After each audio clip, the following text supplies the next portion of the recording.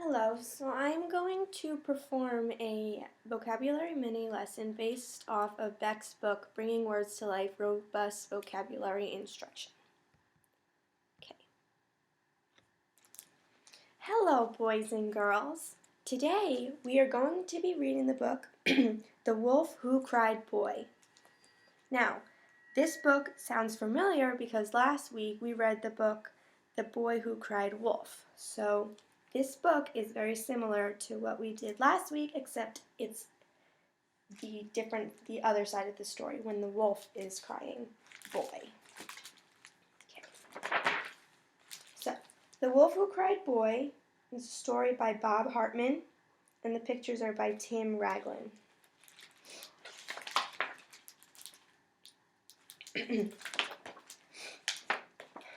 Once upon a time, there lived a family of wolves.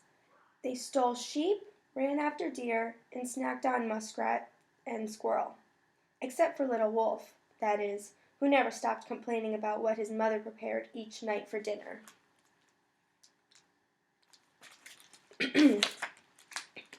Lamb burgers again, he whined. I hate lamb burgers. Sloppy doughs, he howled. We had sloppy doughs last night. Chocolate mousse, he whimpered. Chocolate mousse makes me sick. And besides, it looks just like... That's enough, barked Father Wolf. But it never did any good, for all Little Wolf wanted to eat was... Boy! Why can't we have boy tonight? We never have boy anymore. Well, son, sighed Father Wolf, there was a time when a clever, or very smart, wolf could snatch a shepherd boy off a hill or pluck a farm boy out of a field.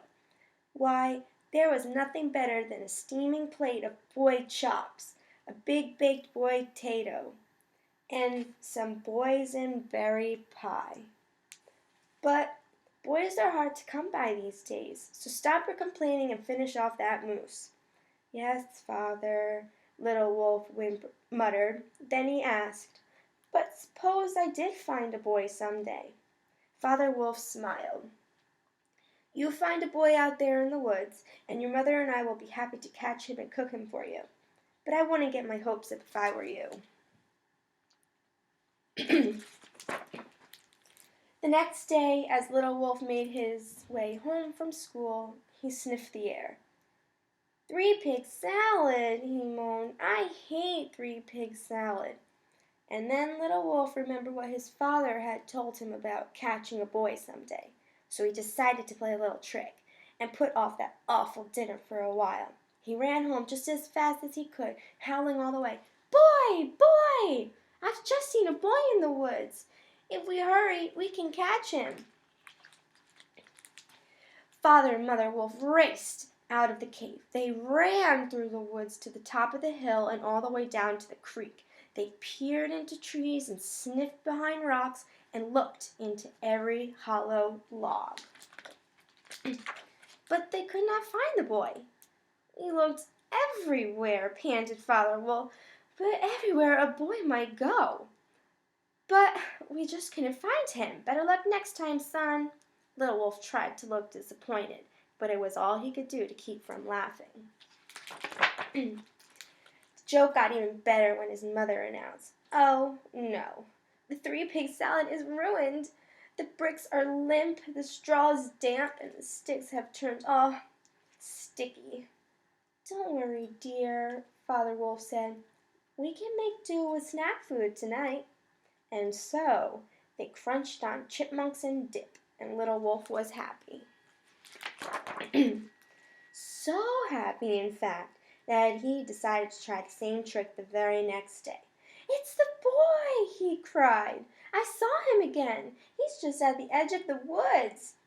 So, once again, Father and Mother Wolf went racing after the boy. Once again, they came dragging home, their paws empty. And once again, their dinner was ruined. Just look at that Granny Smith pie, Mother Wolf sighed. The apples are entirely too mushy. Yep, agreed Father Wolf. and Granny's got all crusty and hard. Looks like snacks again tonight, Little Wolf shrugged. But the smile on his face made Father Wolf wonder, and then he heard his son a little later on the phone. "That's right," Little Wolf whispered. "I didn't have to eat dinner tonight either. I think I'll tell them there's a boy out there tomorrow, too." Father Wolf went straight to Mother Wolf, and they agreed that on the following night they would ignore his silly tricks. The next day, Little Wolf made his way home from school as usual. He could smell the awful odor of hot, steaming muscatatuly as it floated out of the cave, and was just about to holler, "Boy!" But the most amazing thing happened. There, walking through the woods before him, were more boys than he had ever seen. "Boy!" he cried, "boy!" But no one came running from the cave. "Boy!" he howled, "boys!" But still no one came. So he ran into the cave shouting, "There are boys out there, dozens of them, big ones and little ones, fat ones and skinny ones, enough to fill our freezer and Auntie's freezer too." But his mother just shrugged and said, "That's very nice, dear, but I already have our supper planned." Father Wolf hid his face behind a newspaper. And that's when one of the boys stuck his head in the cave. He was the mischievous, or the type to cause trouble. A lot like Little Wolf, in fact, and he had crept or slowly walked away from his scout pack to have a closer look. "See!" Little Wolf shouted, "there's one of them now!" But even though the boy tiptoed right into the cave, Little Wolf couldn't get anyone to look. "There's a boy on the couch!" he howled. "That's enough, son," said his mother. "You're not fooling us again," added his father from behind the paper. "We're on to your little tricks." "But I'm not lying this time, honest," Little Wolf pleaded. "There really is a boy right here in our cave." The boy glanced at his watch, then turned to leave. "Look, please look," Little Wolf begged. "He's getting away." But by the time Father Wolf finally stuck his head up above the paper, the boy was gone. "You waited too long," cried Little Wolf. "He was here a minute ago. All we had to do was run outside." "We will do no such thing," growled Father Wolf. "From now on you will eat your dinner without complaining." "And you will stop your fibbing once and for all," said his mother. "Do you understand?" "Okay," Little Wolf sighed. So from then on, Little Wolf ate lamb burgers and 3 pig salad, and even grew fond of Granny Smith pie. And he never, ever cried, "Boy!" again. And that's why the boys, at least, lived happily ever after. Okay, so, class, what do you think the moral or the main idea of this story was? What is a lesson that you could have learned? The moral of the story is that you should not lie because people do not believe people who lie. Very good. The lesson that we can learn from this book is that people, after a while, will not believe those who lie. Even if the person who is lying is telling the truth, people will no longer believe him or her because that person is known for fibbing and being a liar. So let's go back to our book. We're going to look at some of the words that we found in this book. So one word that I thought was really interesting and important to the story was the word clever. So let's read it in the sentence again. "Well, son," sighed Father Wolf, "there was a time when a clever wolf could snatch a shepherd boy off a hill, or pluck a farm boy out of a field. Why, there was nothing but better than a steaming plate of boy chops, a big baked boy potato, and some boys and berry pie." So, what clever means, boys and girls, is that somebody is very smart. Like the wolves back in the day, they were smart enough that they could sneak right up and catch boys when they wanted to. So, other times that somebody is clever is when like a person who is clever can think of interesting ideas they want to do after school if they finish their homework. A clever person can maybe figure out a really hard math problem. So, who here wants to tell me a time that they acted clever? I acted clever one time when I, stole my sister's bone because I was super hungry. Oh, so interesting. That is a great way to be clever if you wanted your own treat. Let's go to a next word. The next word that I thought was really awesome was mischievous. Let's read the sentence. He was the mischievous type. A lot like Little Wolf, in fact. So, mischievous means that that person causes trouble or they could cause harm.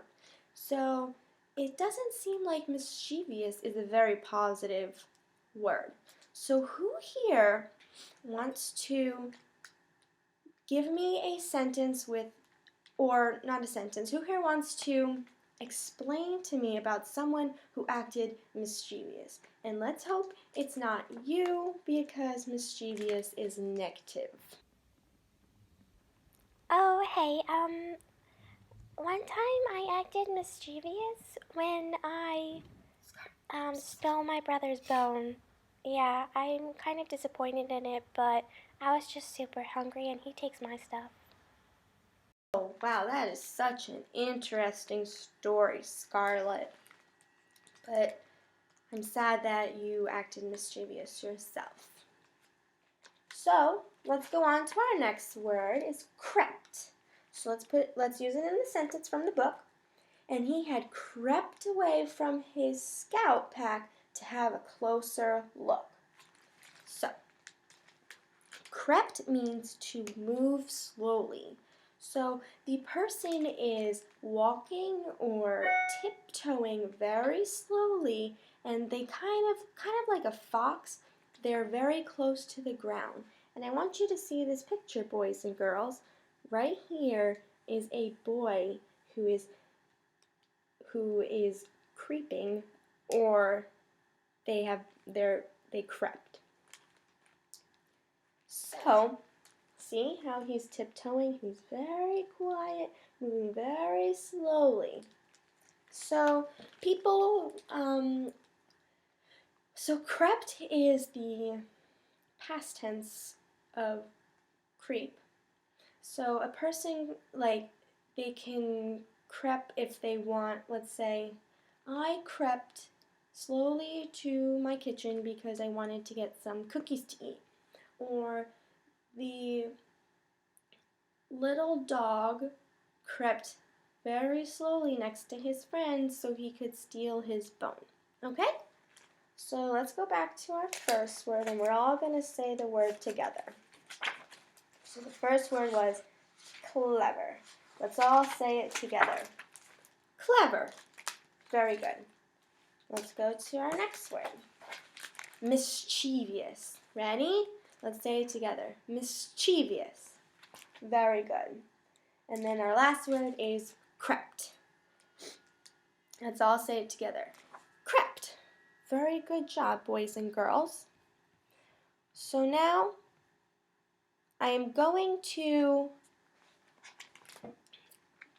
say a sentence and I want you to tell me which word are three words, which are clever, mischievous, and crept. So which word goes with the sentence? So, which word goes with somebody who is skillful or smart? Ooh, I know. A person who is Smart is clever. Very good. Now, which word goes with the action of walking very slowly on your tiptoes and low to the ground? Oh, that word is crept because you go low to the ground. Very good job. Now, which word goes with somebody who is misbehaving or causing trouble, or like Scarlett said, she stole a bone away from her friend? Very good. Mischievous.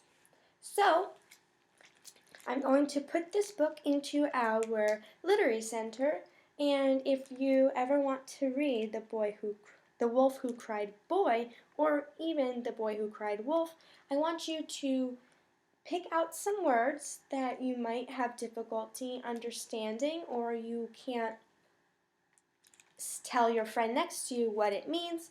I want you to use context clues around and try to figure out what it means. Very good.